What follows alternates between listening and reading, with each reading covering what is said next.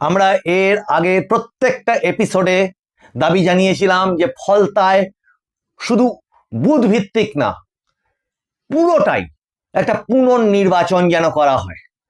এবং এর ঠিক আগের এপিসোডটাতে আমরা জানিয়েছিলাম যে আমরা নিজেদের তরফ থেকেও ইলেকশন কমিশনের কাছে অনুরোধ জানিয়েছি যেন ফলতাতে পুনর্নির্বাচন করা হয়।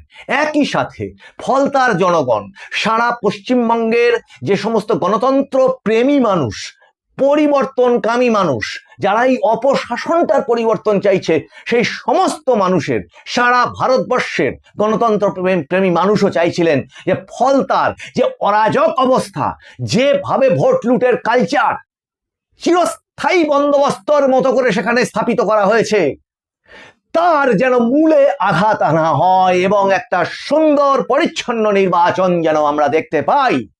এবং অবশেষে এই সমস্ত মানুষের দাবিকে স্বীকৃতি দিয়ে নির্বাচন কমিশন ফলতাতে, আপনারা এতক্ষণে জেনেই গেছেন, 21শে মে আবার পুনর্নির্বাচন ঘোষণা করেছে। এখন এটার সঙ্গে কিন্তু আরো অনেক কিছু জড়িত, এই বিশেষ এপিসোডে খুব ছোট্ট করে সেগুলো আপনাদের সামনে তুলে ধরছি। নমস্কার, মানুষের ভাষায় আপনাদের সকলকে স্বাগত। আমি প্রবীর রায়চৌধুরী আপনাদের সাথে। না, লাগামহীন দুর্নীতি, মিথ্যাচার, হুমকি, এই সমস্ত ভারতীয় গণতন্ত্রের কণ্ঠ রোধ করতে পারবে না, এই বার্তাটা যাওয়ার দরকার ছিল। এবং এই নির্বাচনকে বন্ধ রেখে, মানে ফলতাতে যে নির্বাচনটা হয়ে গেছিল, সেই নির্বাচনটাকে ক্যান্সেল করা হলো। এবং সেই ক্যান্সেলেশনের পরে আর তো টাইম নেই, কালকে হচ্ছে রবিবার এবং পরের দিন সোমবার। আমি যে বলেছিলাম না যে শিব তাণ্ডব নৃত্য, যেটা মানুষ এই অপশাসনের বিরুদ্ধে চাইছে, এবং সোমবার হবে তার রুদ্রাভিষেক। এটা একটা এপিসোড আমি বলেছিলাম। তার সোমবার সেই রুদ্রাভিষেকের দিন।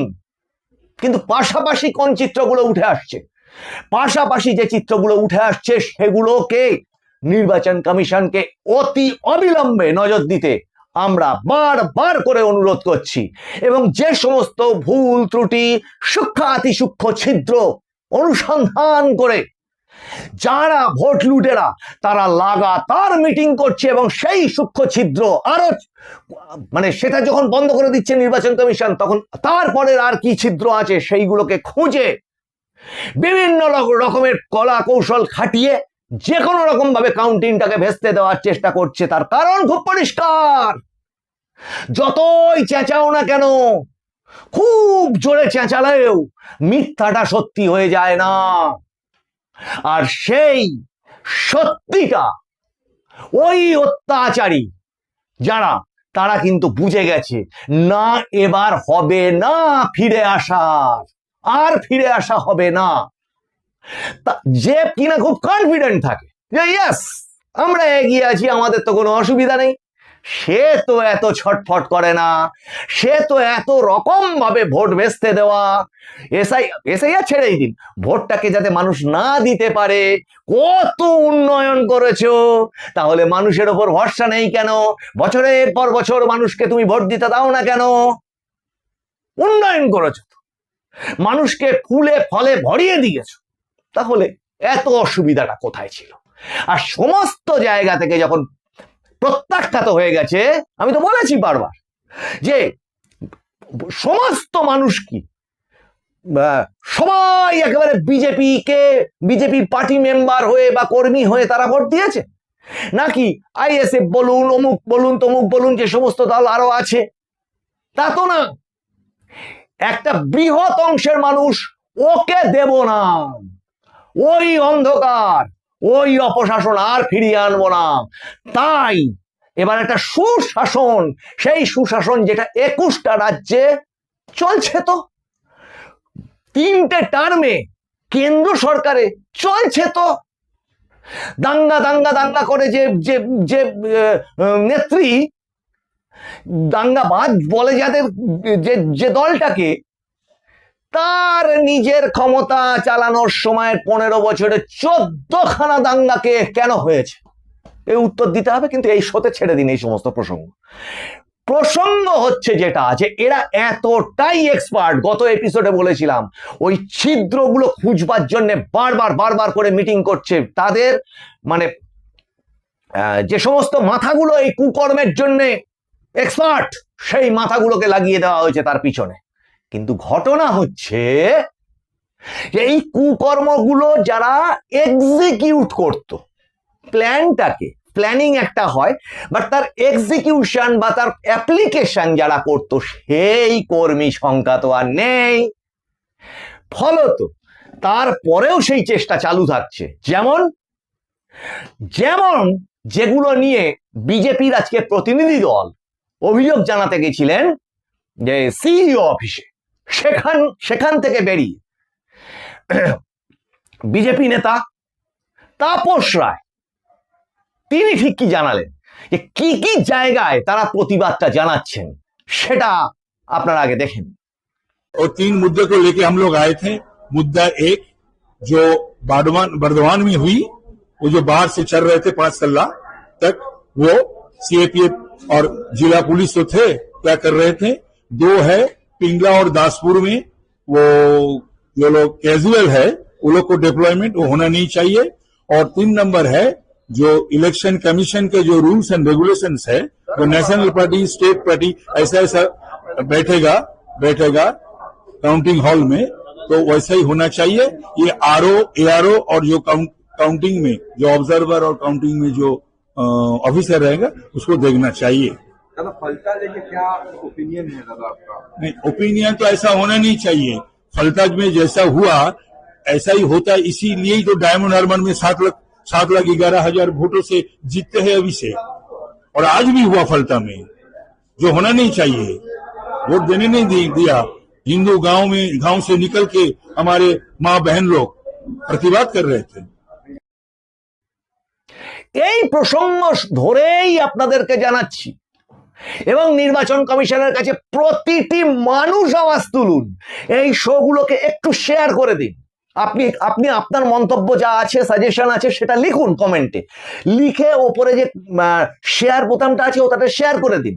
ভাববেন না যে আমি এটা একটা মানে প্ল্যান করছি যে এর মাধ্যম দিয়ে আমি ভিউ বাড়িয়ে নেব, না, ওসব অনেক পার করে এসছি আমি, ব্যক্তিগতভাবে বলছি। কিন্তু আপনার যদি কোনো সাজেশন থাকে, সেটা নির্বাচন কমিশনের যদি কোনো কাজে লাগে, আরো বৃহৎ অংশের মানুষের যদি সেটা সাহস দেয় বা কোনো পরিকল্পনায় সাহায্য করে, এই লুটেরাদের হাত থেকে এই যে মানুষের সমস্ত স্বপ্ন, আশা, আকাঙ্ক্ষা, সমস্ত এই অত্যাচারের বিরুদ্ধে যে রায়টা ওই ইভিএম বাক্সের মধ্যে বন্দী হয়ে রয়েছে, সেইটা যেদিনকে খুলবে, সেটা যাতে লুট না হতে পারে, প্রকৃত গণতান্ত্রিক অধিকার সেটা যাতে প্রকৃতভাবে ফলাফলে স্পষ্ট হয়, সেটার জন্য আপনারা শেয়ার করতে থাকুন, মন্তব্য লিখুন এবং শেয়ার করুন। কিন্তু এটাও পাশাপাশি নির্বাচন কমিশনকে বলছি যে গোটা সেই এসআইআর পর্ব থেকে শুরু করে গোটা নির্বাচন ব্যবস্থা আপনারা যেভাবে চালিয়েছেন, তার জন্য সারা বাংলার মানুষ 93% রেকর্ড করে নজির সৃষ্টি করেছে। নির্বাচন কমিশনের মুকুটে পালক গুজেছে একটা না দুটো, প্রথম দফা আর দ্বিতীয় দফা মিলে। কিন্তু সেই নির্বাচন কমিশন দয়া করে হাঁপিয়ে পড়বেন না, দয়া করে আত্মসন্তুষ্ট হবেন না। কেন ওই ফল তাতে? এটাও তো ভাবতে হবে। অজয় পাল শর্মা তার মতো আইপিএস ওই গোটা দক্ষিণ 24 পরগনা, ডায়মন্ড হারবার, এই সমস্ত জায়গাগুলোতে যখন দায়িত্বে, তৎসত্ত্বেও তিনি যখন জাহাঙ্গীর খানের বাড়ি পর্যন্ত গেলেন, অত বড় বড় অভিযোগ, মানুষ, মহিলারা যে সমস্ত ভয়ঙ্কর অভিযোগ করছে, তারপরেও তিনি বা তার যে তার কি সঙ্গী ছিল, পঞ্চায়েত মেম্বার, সম্ভবত নাম, আমার নামটা ঠিক এই মুহূর্তে মুখে আসছে না, ইসরাফিল বা এরকম নাম, বা আরো ধরুন, এই মোট কথা এই যে গুন্ডা টিম, কেন অ্যারেস্ট হলো না? কেন অ্যারেস্ট হলো না? শুধু না, হবে না কেন? এফআইআর করেছে শুনতে পেয়েছি নির্বাচন কমিশন, কিন্তু তারা কারা? তারা তার সঙ্গীরা। অন্যান্য ক্ষেত্রে আপনারা যে ব্যবস্থা নিয়েছেন এক্ষেত্রেও সেই ব্যবস্থা নিতে হাত কাঁপে না যেন আপনার। তার কারণ বাংলার মানুষ বাঁচতে চাইছে, এদের হাত থেকে পরিত্রাণ পেতে চাইছে, এবং সেই জন্যে আজকে পশ্চিমবঙ্গের মানুষের নয়নের মণি হয়ে উঠেছে যে সেটার নাম হচ্ছে নির্বাচন কমিশন। একটা পরিত্রাতার ভূমিকা নিয়েছে তারা, এবং সেই ভূমিকাটা চালু থাকুক। এখনো দাবি জানাচ্ছি সেই ভূমিকা চালু থাকুক। আগামী আরো 24টা ঘন্টা আছে, এই 24 ঘন্টায় আরো নানান ধরনের ফন্দি ফিকির এইগুলো চালু থাকবে। কিন্তু এবার কিন্তু আর 294 আসনের ফল বাংলার মানুষ জানতে পারবে না, জানতে পারবে 293টা আসনের।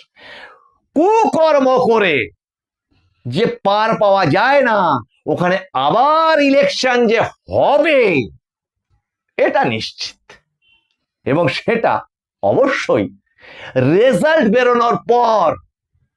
সেটা আর মুখে বলছি না, ঈশ্বর জানে যে সেই ভোটের ফলাফল কি হবে। এবং সুধী দর্শকবৃন্দ, মানুষ যেভাবে প্রতিরোধ গড়ে তুলেছে, মানুষ যেভাবে পাহারা দিচ্ছে, সমস্ত বিজেপি কর্মী, পরিবর্তনকামী মানুষ, আপনাদেরকেও বলছি রাস্তায় নেমে এসে পাহারা দিন, যাতে রাস্তায় নেমে এসে বলতে অন্তত বলছি সজাগ থাকতে, যে পাহারা দিন যাতে কেউ কোনো জায়গা থেকে কোনো রকম দুর্নীতি করতে না পারে। প্রত্যেকের হাতে মোবাইল ফোন আছে, সেটা এখন ব্যবহার করুন, ছবি তুলে রাখুন, ভিডিও করুন, নির্বাচন কমিশনকে জানান, টুইট করুন। পার পাবে না, মানুষ জেগে থাকলে চুরি করা যায় না। আপনাদের এই এপিসোডগুলো কেমন লাগছে জানাবেন। অত্যন্ত ইম্পর্টেন্ট ইনফরমেশন গুলো ছিল, তাই আপনাদের সামনে নিয়ে আসলাম। একটু বেশি রাত্রিরে হলেও এই এপিসোডটাকে একটু শেয়ার করুন। তার কারণ এরপরে এই কথাগুলোর খুব একটা মূল্য থাকবে না। সতর্ক করতে হলে মানুষকে এখন থেকেই সতর্ক করা প্রয়োজন। তাই অনুরোধ রাখলাম যে আপনারা সাবস্ক্রাইব করুন, শেয়ার করুন, কমেন্ট লিখুন, নোটিফিকেশন অন করুন। আপনাদের সঙ্গে আবার দেখা হচ্ছে সামনের এপিসোডে। খুব ইম্পর্টেন্ট সমস্ত তথ্যগুলো আমাদের কাছে আছে, সেগুলো নিয়ে হাজির হব। আপনারা নজর রাখুন মানুষের ভাষার পর্দায়। মানুষের ভাষা সবার মনের কথা বলে। নমস্কার।